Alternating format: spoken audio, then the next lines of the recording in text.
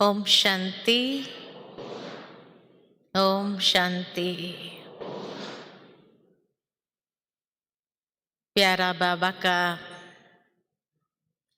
ये अनोखा जन्मदिन हम सभी मना रहे हैं और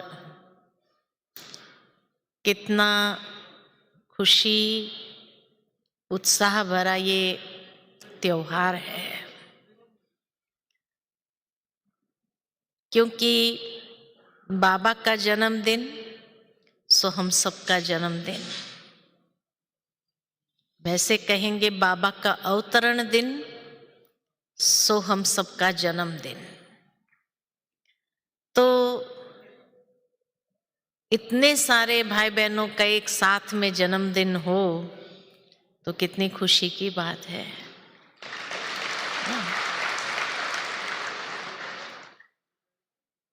और इसीलिए शिवरात्रि बाबा के लिए भी खास है तो हमारे लिए भी खास है। हमारी प्यारी गुलजार दादी ने तो शिवरात्रि का दिन ही चुना अव्यक्त होने का, और इसीलिए वतन में बाबा ने भी उनको अपने पास ही रख लिया। जन्म देने के लिए या जन्म के लिए नहीं भेजा, क्योंकि बड़ा नंदी छोटा नंदी दोनों ही बाबा के पास है। खास करके प्रैक्टिकल बाबा के जीवन में साकार में और हमारी दादियों के जीवन में ये बहुत सुंदर अभ्यास था कि सेकंड में उन्हें फुल स्टॉप लगाना आता था। कल बाबा ने बहुत सुंदर बात हम सबको विशेष पुरुषार्थ के लिए अटेंशन खिंचवाया कि बच्चे, एक तो सूक्ष्म से सूक्ष्म पवित्रता के ऊपर डबल अंडरलाइन करना है कि मनसा वाचा कर्मणा नहीं, लेकिन वृत्ति, दृष्टि, संबंध, संपर्क, हर बात में पवित्रता को सूक्ष्म से सूक्ष्म रूप से भी अंडरलाइन करना है। कभी कोई भी आत्मा के प्रति ये भी अंदर में संकल्प न निकले ये तो है ही ऐसा, इसका तो काम ही ऐसा है। बाबा कहे ये भी एक प्रकार से किसी को श्राप देने वाली बात हो जाती है। इसीलिए दूसरी बात जो अंडरलाइन कराई बाबा ने कि फुल स्टॉप लगा दो, और वो भी एक सेकंड में फुल स्टॉप लगे। ऐसे नहीं कि कुछ समय तक संकल्प चलते रहे, व्यर्थ चलता रहे और उसके बाद धीरे धीरे करके फुल स्टॉप लगे। नहीं, बाबा कहे सेकंड भी ज्यादा है, सेकंड से भी कम समय लगे। क्यों बाबा ने ये बात कही, ये भी कारण बाबा ने बताया कि अंतिम पेपर जो आना है वो भी एक सेकंड का होगा। इसीलिए इसका अभ्यास अभी से करना है, क्योंकि जितने उसके अभ्यासी हम होंगे तो अंत घड़ी एक सेकंड के अंदर फुल स्टॉप लगा सकेंगे और कर्मातीत अवस्था हमारी सहज बन जाएगी। जैसे पिछले संडे की मुरली में बाबा ने कहा कि ब्रह्मा बाबा ने भी छुट्टी नहीं ली, क्योंकि अगर छुट्टी लेते तो कर्मातीत नहीं बन सकते थे। कहीं ना कहीं मोह, शुद्ध मोह भी बच्चों के अंदर चला जाता था। इसीलिए ड्रामा के अंदर ये विधि विधान बना है कि कोई भी आत्मा जाने से पूर्व छुट्टी नहीं लेती है, और ड्रामा में ये सीन अचानक की ही होती है, और एक सेकंड में। तो जितना अशरीरी न्यारा प्यारा होने का अभ्यास होगा, उतना ही बिंदी लगाई और बस उड़ी आत्मा बाबा के पास।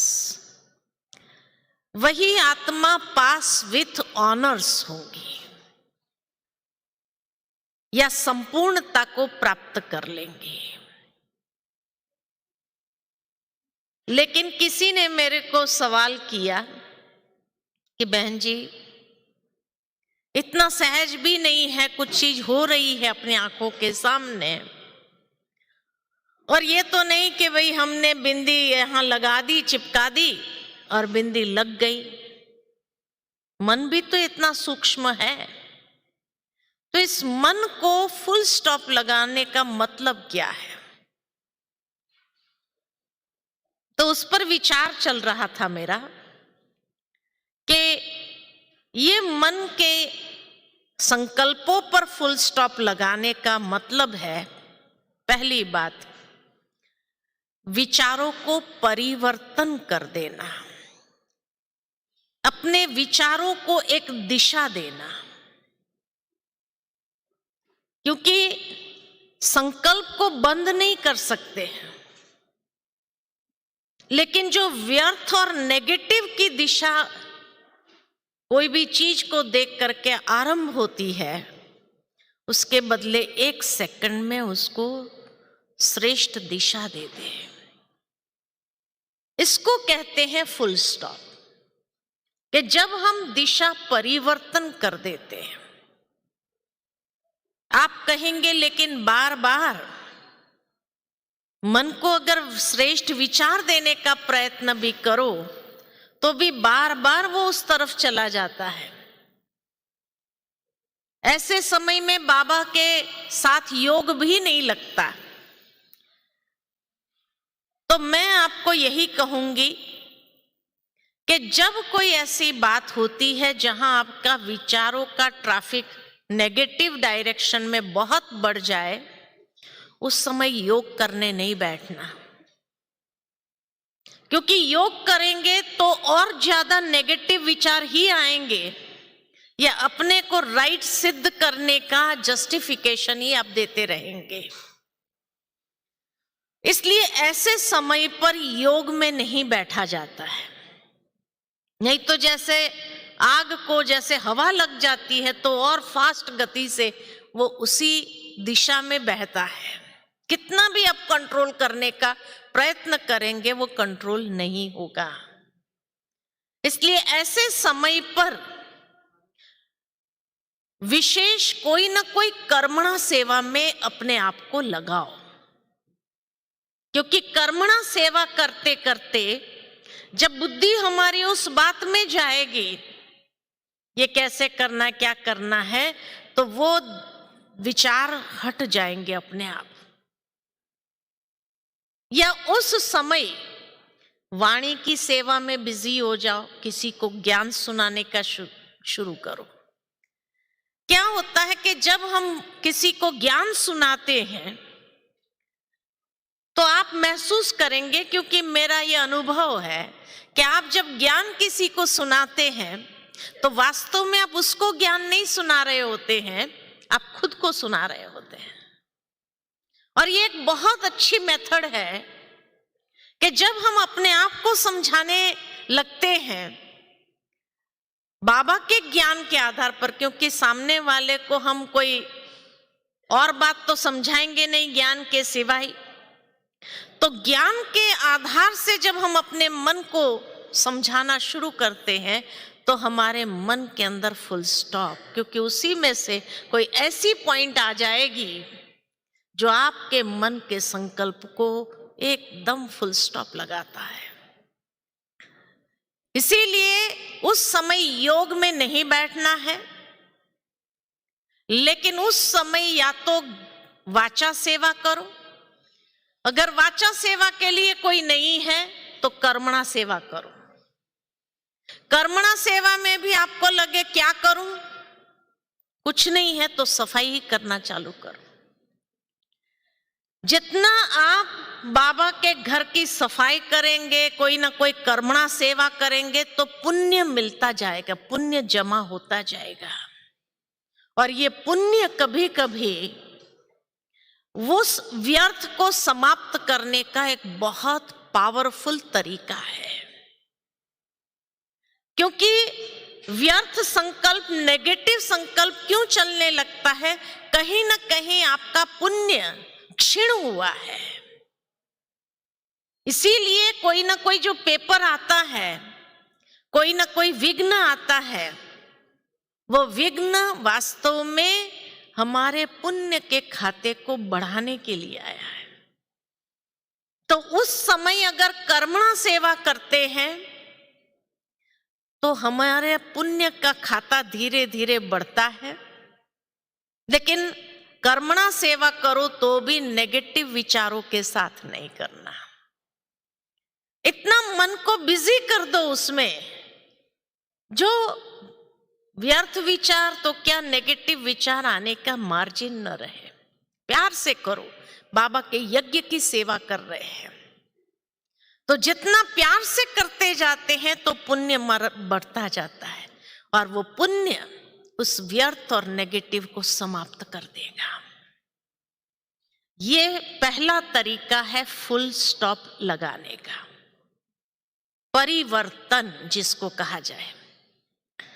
दूसरा तरीका है निश्चय बुद्धि बन जाना। ऐसे समय पर निश्चय बुद्धि बनना किस बात को लेकर के, तो जो आज बाबा ने कहा ड्रामा का ज्ञान हमें इतना क्लियर मिला है, और बाबा ने यही कहा है कि इस ड्रामा के अंदर कोई भी अकल्याण की सीन हो ही नहीं सकती है। उस महावाक्य के प्रति निश्चय बुद्धि हो जाना कि सचमुच इसमें मेरा अकल्याण है ही नहीं। और जब कल्याण है ये सोचना शुरू करेंगे कि अच्छा इसमें क्या कल्याण हो सकता है, तो कल्याण सोचना शुरू किया तो भी अपने विचारों को एक दिशा मिल गई, दूसरी दिशा में लगा दिया, तो वो व्यर्थ को फुल स्टॉप लग गया। और कभी कभी ये निश्चय ऐसी जादूगरी का काम करता है जो असंभव को संभव कर देता है। जहां निश्चय हिला, विश्वास हिला, वहां बहुत नुकसान होने लगेगा। इसलिए ऐसे समय पर फुल स्टॉप माना निश्चय बुद्धि होना कि ड्रामा की इस सीन में भी मेरा कल्याण समाया हुआ है, और उस विश्वास के साथ उसको देखना, उस वृत्ति से उसको समझने का प्रयत्न करना। तो आप अनुभव ये करेंगे कि जैसे आपकी ज्ञान की परिपक्वता बढ़ेगी, अंदर ही अंदर ड्रामा का ज्ञान बाबा ने इतना सुंदर हम बच्चों को दिया है कि बच्चे समय कल्याणकारी है, बाप कल्याणकारी है, ब्रह्मा माँ कल्याणकारी है, तो हमारा अकल्याण करने की ताकत किसमें है? हजार भुजा वाला बाबा मेरे साथ है, तो अकल्याण करने की ताकत किसमें हो सकती है? हो ही नहीं सकती है। तो क्या होगा कि एक ऐसा आंतरिक विश्वास हमारा बढ़ेगा, और वो विश्वास सही कर देगा, गलत को भी सही कर देगा, या उसमें से आपको जैसे हीरा प्राप्त हो जाएगा, है ना। तो इसीलिए फुल स्टॉप लगाना माना निश्चय बुद्धि बनना और निश्चिंत हो जाना। तीसरी बात, जब किसी व्यक्ति से कोई पेपर आता है, कोई व्यक्ति आपको उल्टी सीधी बातें करता है, तो उस समय फुल स्टॉप कैसे लगाएंगे? बार बार वो व्यक्ति सामने आता है तो बार बार हमारे विचारों को क्या करता है? ट्रिगर करता रहता है, ना चाहते हुए भी सोचने के लिए मजबूर कर देता है। तो जब कोई व्यक्ति के द्वारा पेपर आता है तो उस समय बाबा कहते कि जरूर उस आत्मा के साथ हमारा कोई ना कोई हिसाब है, कोई जन्मों का, जिसको चुकतू करने के हिसाब से ही वो आया है, वो व्यक्ति निमित्त बना है। तो उसको जल्दी चुकतू करना है तो उसका तरीका बाबा ने बताया है, उस आत्मा के प्रति शुभ भावना शुभ कामना को प्रवाहित करो। जितना शुभ भावना शुभ कामना को प्रवाहित करेंगे उतना ही हिसाब उस व्यक्ति के साथ का जो है वो जल्दी चुकतू हो जाएगा, जल्दी समाप्त हो जाएगा। क्योंकि नेगेटिव हिसाब है, नेगेटिव से बढ़ जाएगा। हम भी नेगेटिव विचारों के साथ उसका रिस्पॉन्स करेंगे, वो वाइब्रेशन फैलाएंगे तो वो बढ़ जाएगा। इसलिए कोई भी नेगेटिव हिसाब को काटना है तो पॉजिटिव से ही उसको काटा जा सकता है। इसीलिए बाबा कहते हैं कि उस हिसाब को जल्दी चुकतू करना है तो जितना हो सके शुभ भावना शुभ कामना को प्रवाहित करो। फुल स्टॉप भी लग जाएगा और हिसाब जल्दी सेटल हो जाएगा। नहीं तो उस व्यक्ति ने पिछला कोई भी हिसाब के कारण नेगेटिव कर्म किया, अब मैं भी उसको नेगेटिव से ही प्रतिक्रिया दे रही हूं, नेगेटिव विचार चला रही हूं, तो वो हिसाब की जो गांठ है वो और पावरफुल बन जाती है और टाइट हो जाती है और बड़े लंबे समय तक उसको चुकाते रहना पड़ेगा, वो जल्दी खत्म नहीं होगी। इसलिए जितना हम शुभ भावना शुभ कामना को प्रवाहित होने देते हैं तो वो गांठ जो है वो बहुत जल्दी ढीली होकर के सुलझ जाती है, वो उलझेगी नहीं। इसलिए उलझाओ नहीं, सुलझाने का तरीका है कि उस आत्मा ने अगर कुछ भी बुरा किया आपके साथ तो भी परमात्मा, ये आत्मा भी आपका बच्चा है, इसको भी सद्बुद्धि प्राप्त हो, शुभ भावना उसके लिए उसका कल्याण हो, ये बहुत अच्छी तरह से आगे बढ़े।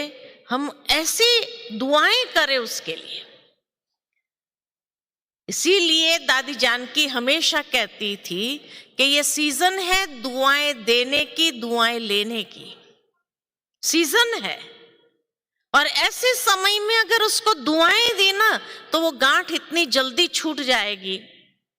जैसे कल बाबा ने कहा कि जब आप सो ये है ही ऐसा, ये ऐसा ही करता है, ये है ही ऐसा, तो ये उसको श्रापित करना, तो गांठ बढ़ेगी या जल्दी छुट्टी होगी। इसीलिए उसके प्रति वो कोई भी कर्म कर रहा है, समझ जाओ कि कोई पिछला हिसाब मेरा इस आत्मा के साथ है, तो उसको जल्दी चुकतू करना है। तो शुभ भावना डिफिकल्ट है, लेकिन फुल स्टॉप लगाने का मतलब ही है शुभ भावना देना। ये फुल स्टॉप लगाने का तरीका है। चौथी बात कि जब भी कोई परिस्थिति आती है तो उसमें फुल स्टॉप लगाने का तरीका है कि उसमें से बाबा का प्यार महसूस करो, क्योंकि बाबा तो प्यार का सागर है।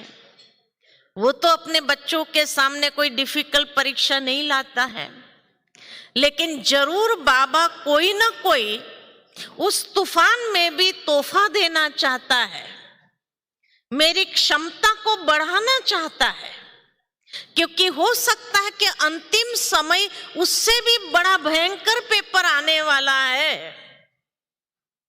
तो उस पेपर के लिए ये छोटा पेपर से मुझे तैयार कर रहा है। यही तो बाबा का प्यार है ना। कई बार जीवन में ऐसे अनुभव होता है कि जिसके साथ हमारा प्यार होता है वही पेपर लेने के निमित्त भी बनता है। और बाबा जैसे कहते हैं ताकि हमारा जो उस आत्मा के साथ का कोई अटैचमेंट है वो तोड़ना चाहता है बाबा, नष्ट मोहा बनाना चाहता है। लेकिन बाबा का प्यार मुझ आत्मा के साथ इतना है कि बाबा ये पेपर ला करके मुझे तैयार कर रहा है फाइनल एग्जाम के लिए। जिस तरह दुनिया के अंदर फाइनल एग्जाम के पहले यूनिट टेस्ट होती है बच्चों के लिए, और वो यूनिट टेस्ट किस लिए होती है? ताकि संभावित जो प्रश्न है फाइनल पेपर में, जो संभावित प्रश्न है, आने वाले जिस प्रश्नों के संभावना है, उसकी यूनिट टेस्ट में जैसे एक रिहर्सल हो जाती है। और उस समय अगर हमने अच्छी तरह से उसको पास कर लिया तो जब फाइनल टेस्ट में सचमुच अगर वो क्वेश्चन आ जाए तो हम खुश हो जाते, ये तो पहले भी हमने दिया है, कोई बड़ी बात नहीं है। तो ठीक इसी तरह फाइनल एग्जाम में शायद वही पेपर या क्वेश्चन आने वाला है, तो उसके पहले बाबा मुझे मजबूत करना चाहता है। बाबा का प्यार मुझ आत्मा से है, इसीलिए वो उसको ठीक करने के लिए वो क्वेश्चन पहले ही मेरे सामने ले आया। मुझे याद आता है कि मैं जब छोटी थी तो बोर्डिंग स्कूल में पढ़ती थी। तो जब बोर्डिंग स्कूल में थी तो हमारा एक टीचर था, मैथ्स का टीचर था, उसको कोई बच्चे नहीं थे, तो नेचुरल है कि उसको विशेष प्यार था। तो उसका प्यार मेरे साथ विशेष था, और हमेशा उसको वो कहता भी था कई बार कि तेरे मम्मी पापा से मैं बोल करके तुझे अडॉप्ट कर लूंगा, है ना। तो जब भी वो मैथ्स सिखाता था तो खास करके देखता था मैं कितना अटेंशन दे रही हूं, और अगर अटेंशन नहीं दिया होता था, कहीं और बुद्धि बच्चे थे, 6th-7th क्लास में थी मैं, तो बच्चे थे तो इधर उधर ध्यान चला जाता है। तो जानबूझ करके दूसरे दिन जो यूनिट टेस्ट होती थी ना, उसमें वही प्रश्न पूछता था वो। तो जब देखता था, क्योंकि चक्कर लगाते लगाते मेरे पास आके खड़ा हो जाता था देखने के लिए मैं कैसे कर रही हूं। अब सर सामने खड़े हो तो जरूर है कि वो गलती तो हो ही जाती है, तो मेरे से गलती हो जाती थी तो उसको बड़ा गुस्सा आता था मेरे ऊपर, फिर गलती कर दी ऐसे। फिर जो है लास्ट में जब सब पेपर दे करके निकलते थे ना, तो जैसे ही मैं भी पेपर देकर बैठ इधर, बैठ तुम बैठ इधर, मेरे को बिठाता था, और फिर 10 क्वेश्चन उसी प्रकार के तैयार रखता था तब तक, ये सॉल्व करो, ये सॉल्व करो। मेरे को बड़ी चीड़ मचती थी उसके ऊपर।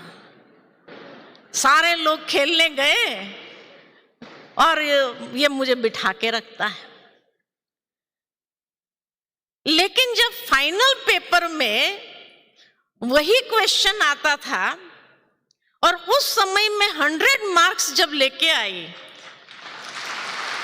मैथ्स के अंदर तो मार्जिन होती है 100 मार्क्स मिलने की, तो जब मेरा 100 मार्क्स आया उस समय जो मेरे चेहरे पर खुशी थी, और मेरे चेहरे से ज्यादा उसके चेहरे पर खुशी थी, है ना। तो आप सोचो कि कई बार कई लोग कहते हैं ना, बार बार बाबा ऐसी परीक्षा क्यों लेता है मेरी, बार बार बाबा ऐसी परीक्षा क्यों लेता है? क्योंकि बाबा का आपसे विशेष प्यार है। बाबा नहीं चाहता है कि फाइनल एग्जाम में आप फेल हो जाओ, इसीलिए ऐसी 10 प्रकार की, ताकि आपको सुलझाने का तरीका आ जाए। और जब तरीका आ जाएगा और आप पास हो जाएंगे, तो सोचो उस समय बाबा के चेहरे पर जो खुशी होगी, आपके चेहरे की खुशी से कई गुना अधिक होगी, क्योंकि वो आपसे बहुत प्यार करता है। तो आपको परिपक्व बनाने के लिए, अनुभवी बनाने के लिए वो पेपर आपके सामने आया है। इसलिए कभी भी आज के बाद ये नहीं कहना कि बार बार ड्रामा मेरे सामने यही पेपर क्यों लाता है, क्योंकि आप अभी तक उसमें परिपक्व नहीं हुए हैं। इसीलिए ड्रामा माँ है, तो ड्रामा माँ है तो ड्रामा तो जरूर बच्चा पास हो जाए, यही शुभ भावना अंदर में रखता है कि नहीं रखता है। इसीलिए बाबा भी चाहता है कि ये बच्चा पास विथ ऑनर हो जाए फाइनल पेपर में, ये फेल नहीं होना चाहिए, मेरा बच्चा है। नहीं तो दुनिया क्या कहेगी, ये भगवान का बच्चा होकर के भी फेल हो गया, तो बाबा को सुनना अच्छा लगेगा क्या? इसीलिए ये सोचो कि इसमें मेरी परिपक्वता बढ़ रही है, मुझे अनुभव प्राप्त हो रहा है, बाबा का विशेष प्यार है, बाबा मुझे कुछ देना चाहता है, कुछ सिखाना चाहता है। ड्रामा माँ भी मुझे किसी बात को लेकर के सिखाना चाहती है, अनुभवी बनाना चाहती है, इसीलिए ये पेपर मेरे सामने। तो व्यर्थ संकल्प चलेगा या फिर अंदर में एक जोश आ जाएगा कि इसको पास करना ही है। और एक बात कि फुल स्टॉप लगाने के लिए कोई भी बात ऐसी आती है, उसको चुनौती के रूप में स्वीकार करो।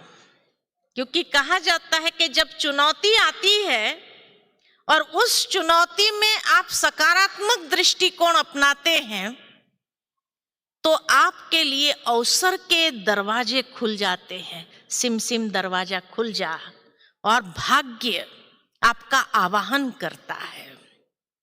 एक बहुत सुंदर मैंने कहीं पढ़ा था कि चुनौती हरेक के जीवन में आती है, चुनौती हरेक के जीवन में आती है, लेकिन किसी किसी के लिए यही चुनौती अवसर के द्वार खोलती है और किसी किसी के लिए यही चुनौती द्वार बंद कर देती है और खूब पछाड़ती है। तो किसके लिए यह अवसर के द्वार खोलती है, किसको पछाड़ती है? तो बहुत सुंदर वहां लिखा हुआ था कि चुनौती के वक्त जो सकारात्मक दृष्टिकोण अपनाता है और जो सही निर्णय लेता है, उसके लिए वो द्वार खुल जाते हैं, अवसर के द्वार खुल जाते और भाग्य हमारा आवाहन करता है कि आओ, ये भाग्य तुम्हारे लिए है। लेकिन जो चुनौती के वक्त नकारात्मक दृष्टिकोण अपनाता है और गलत निर्णय लेता है, उसके लिए वो द्वार बंद हो जाते हैं और समय उसको पछाड़ता है। तो समझदारी किसमें है? समझदारी किसमें है?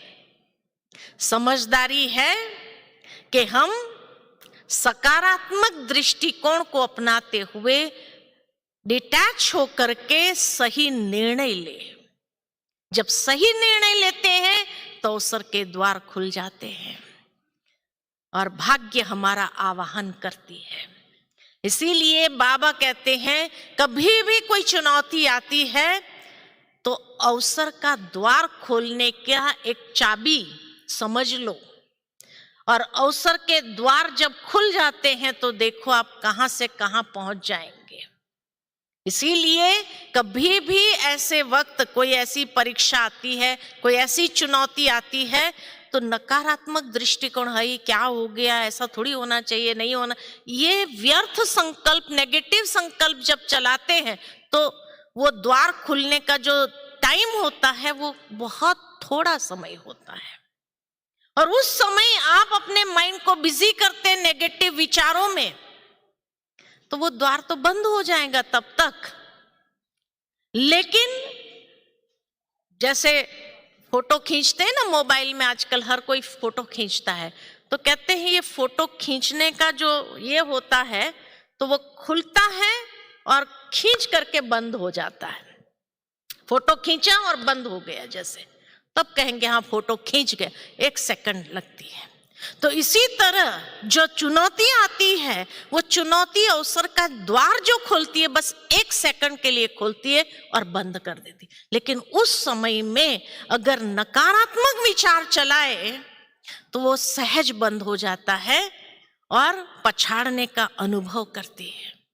जैसे आज बाबा ने कहा ना, मूंझ जाते हैं, कंफ्यूज हो जाते हैं, तो न मूंझना है, नेगेटिव चलाएंगे तो मूंझेंगे, तो न मूंझना है न कंफ्यूज होना है।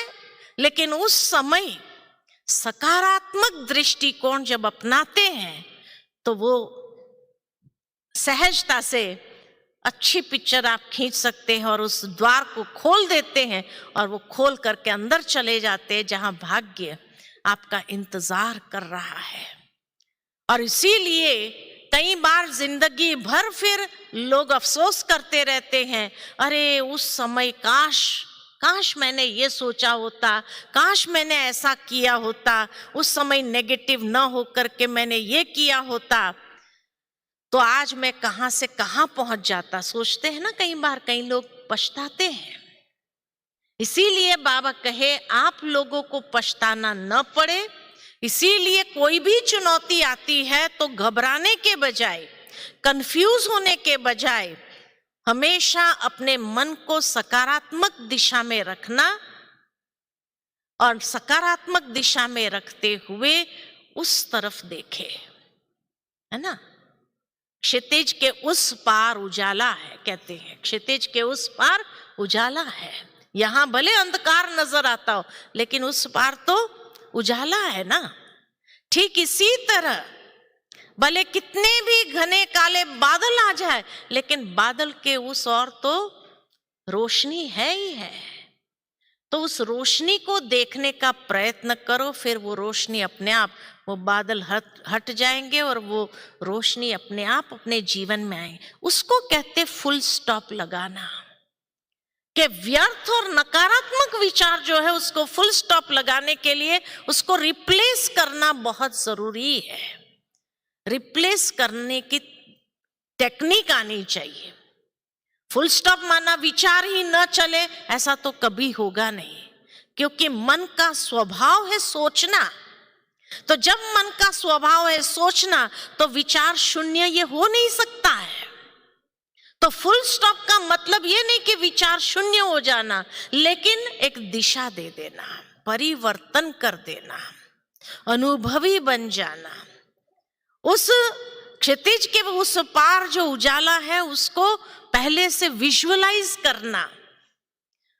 कंफ्यूज होने के बजाय इतना माइंड को स्पष्ट रखो और एकाग्रचित होकर के आप बाबा से कनेक्ट रखो, तो फिर देखो कैसे बाबा मददगार बनता है और मददगार बन करके आपको यहां से उस पार ले जाता है।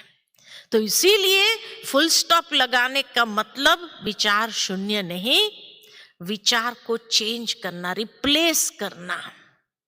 रिप्लेस करना आएगा या नहीं आएगा?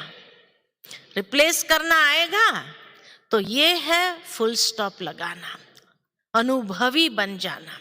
अच्छा, कोई ऐसी बात जब आए, तूफान बहुत गहरा हमारे जीवन के अंदर आ जाए, तो उस समय क्या सोचो? उस समय भी यही सोचो कि ये जो तूफान आया है वो कुछ सिखाने आया है। कई चीजों का अनुभव की कमी है, बाबा हमें सर्व गुणों से, सर्व अनुभवों से, सर्व प्राप्तियों से संपन्न करना चाहते हैं। तो ये समय मुझे कुछ सिखाने आया है, कुछ शिक्षा देने आया है, कोई अनुभव प्रदान करने आया है, कोई तोहफा देने आया है। ये महसूस करो। ये है पॉजिटिव साइड को देखना। पूरा दृष्टिकोण चेंज करो। और जब इस तरीके से देखेंगे तो स्वयं के अंदर गंभीरता और धैर्यता आएगी। क्योंकि जब मनुष्य अधीर हो जाता है तब वो अपने संकल्पों को कंट्रोल नहीं कर सकता है।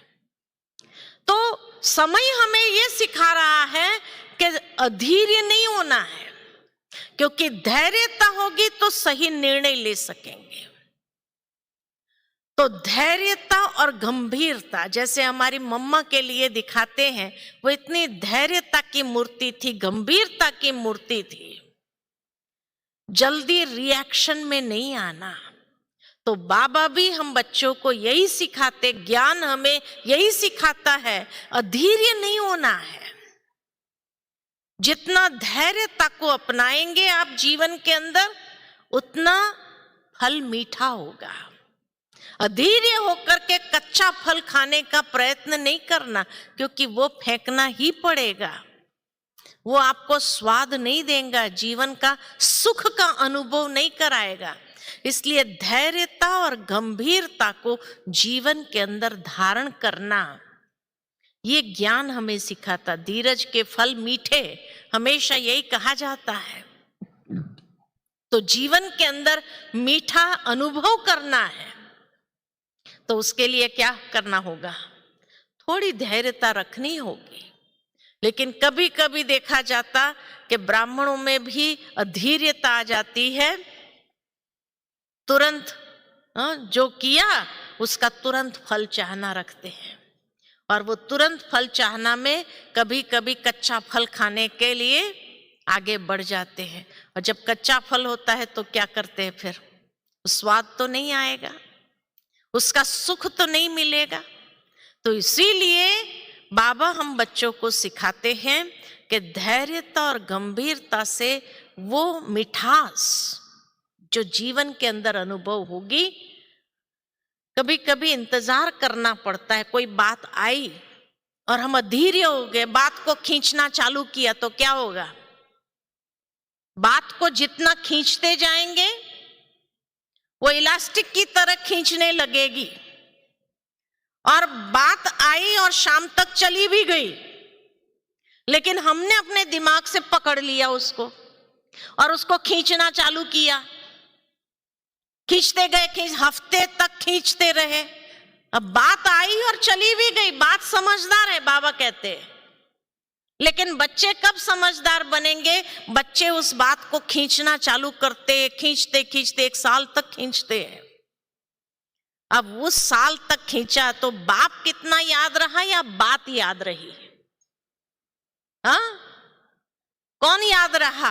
बात खींचने के लिए खींचने लगे तो बात याद रही या बाप याद रहा? बात याद रही। और अगर बाप नहीं है तो पाप है। जहां बाप नहीं वहां पाप है, बाबा के ये महावाक्य है।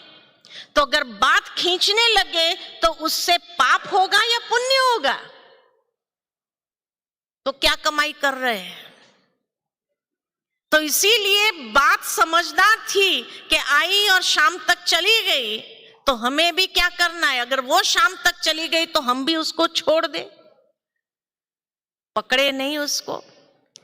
जितना बातों को पकड़ेंगे उसको समझदार नहीं कहेंगे, क्योंकि उससे वो पाप ही अर्जित करता है, बाप के वर्षे को अर्जित नहीं करता है। और आज बाबा ने जैसे कहा कि बाबा आया है हम बच्चों के लिए स्वर्ग का वर्षा लेकर के, वर्षा देने। तो हम पाप को अर्जित करना चाहते हैं या वर्षे को अर्जित करना चाहते हैं? क्या अर्जित करना चाहते हैं? जीवन में क्या चाहना है? तो इसीलिए आज के बाद, इसीलिए बाबा ने कहा फुल स्टॉप, बात को छोड़ दो। ये है फुल स्टॉप। तो बाबा जो देना चाह रहा है मुझे, विजडम, विवेक, वो आध्यात्मिक प्रज्ञा को हम अपने जीवन के अंदर विकसित कर सकेंगे। जितनी बात को पकड़ेंगे तो बात हमारे अंदर समझदारी को क्या करता है, लीकेज कर देता है। वो व्यक्ति समझदार नहीं होता है, उसकी सारी समझ क्या होती है, लीकेज हो जाती है, और वो बेसमझी वाला काम करना शुरू करते हैं। कई बार कई ब्राह्मणों को भी देखते हैं, बेसमझी के बोल बोलने लगते हैं, बेसमझी वाले कर्म करने लगते हैं। तो कई लोग क्या कहते हैं, आप लोग इतने सालों से ज्ञान में है, तो ज्ञान आपको यही सिखाता है, बेसमझी वाली बातें सिखाता है। तो उस समय क्या कहेंगे कि उसने ज्ञान में तो चला लेकिन ज्ञान उसमें नहीं चलता है। ये कहेंगे ना, वो ज्ञान में चल रहा है लेकिन ज्ञान उसमें नहीं चल रहा है। उसमें ज्ञान चलता होता तब तो ये कर्म थोड़ी होता था, बेसमझी वाला। तो क्योंकि उसने बात को पकड़ा, तो बात को पकड़ने से पाप होता है, वहां बाप नहीं होता है।